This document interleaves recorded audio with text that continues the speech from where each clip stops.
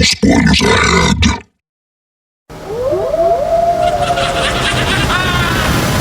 Johnny's Halloween Picks Slasher Edition. Way back in 2004, when the original Saw came out, everybody was talking about it, so I watched it. Despite seeing some obvious ingenuity and a decent stab at an actual story, overall, as a movie, something wasn't quite there for me. And it wasn't until part 2 came out that I was able to put a finger on what I didn't like. It was gore for gore's sake. It had a story, but that was only something to hang the death scenes on, and even as a fan of slashers, it just wasn't my kind of thing. When I saw the first Terrifier movie, I had the exact same vibe. And now that part 2's out, for me, it's 100% horror deja vu. Just like the subsequent Saw follow-ups, Terrifier 2 has doubled down on everything that made people talk about the original. Only this time around, it feels like a lot more people in the horror community are talking about it. I wasn't going to review this movie, not because I'm judgmental, but because movies like this don't offer you a lot to actually review. But I decided to go ahead with it thinking a select group of people might actually appreciate me doing so. Maybe you're a horror fan and you've heard all the hype around Terrifier 2, but you're not sure you'd actually be able to stomach the movie itself. And if that does sound like you, let's take a look at Terrifier 2's plot. You have my word, you will not faint, or throw up, or run out of your own living room screaming after watching this review. Unless, of course, you find my recorded voice as nauseating as I do. The plot. The movie opens with Art the Clown heading to the laundromat after bashing a coroner's skull into 1,000 tiny little pieces. And while he's waiting on the spin cycle, he sits naked, playing patty cakes with his young imaginary clown girlfriend, who's just shat herself all around the floor. Then he gathers up his clean clothes and he tidies the place up a bit. And right as he's leaving, we see he's driven a pipe through a man's skull, top to bottom. And we're only 8 minutes in.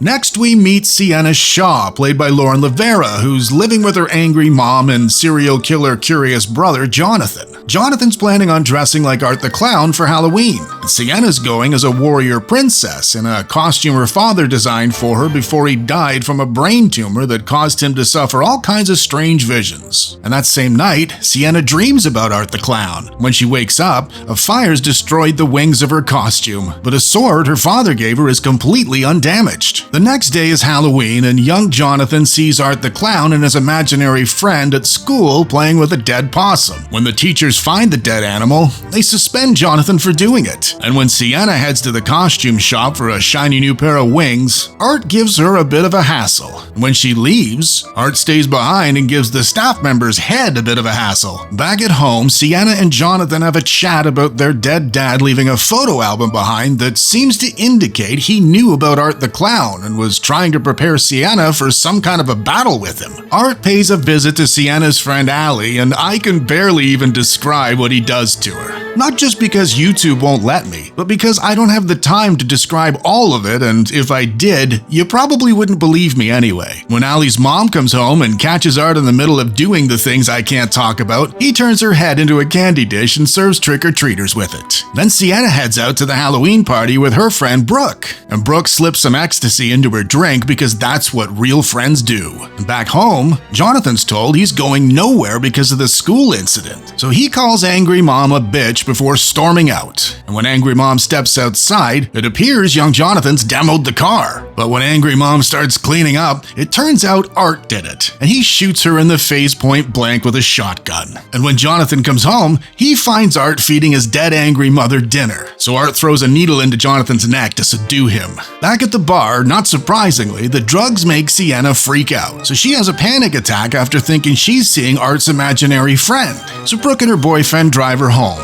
But on the way, young Jonathan calls to tell his big sister he needs her help immediately at the abandoned carnival. Only it's not young Jonathan doing the calling. And when they get there, Sienna heads off a-searching. And while she's a-searching, Brooke and her boyfriend get stuck into the old cocaine. And after the lines have kicked in, Art does things to both of them involving acid and a bat full of nails that we also can't talk about. Isn't this a fun review? Aren't you having fun?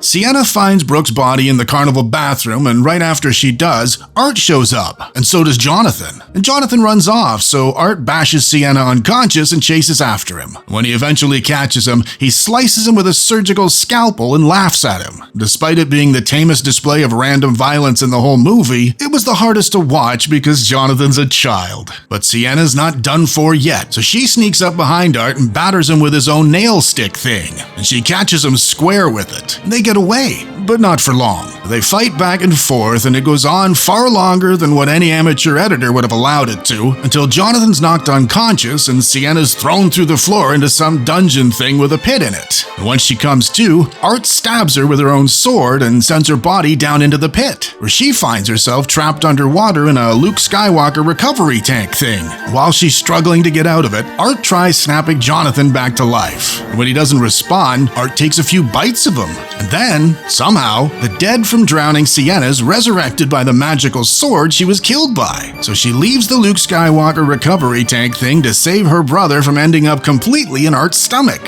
which she does by separating Art the Clown from his head with the magical sword.